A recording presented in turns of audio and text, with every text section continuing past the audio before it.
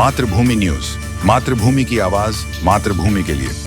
ગોપાલ નમકીનની ફેક્ટરીમાં લાગી ભીષણ આગ। રાજકોટ મેટોડા જીઆઈડીસીમાં આવેલ ગોપાલ નમકીનની ફેક્ટરીમાં અચાનક વિકરાળ આગ લાગતા કામ કરતા કર્મચારીઓમાં નાસભાગ મચી।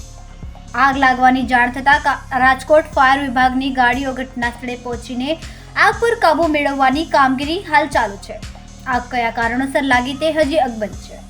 આગ એટલી બધી ભયાનક હતી કે દૂર દૂર સુધી ધુમાડાના ગોટે ગોટા જોવા મળ્યા। સદનસીબે હજુ સુધી કોઈ જાનહાનિ થઈ નથી।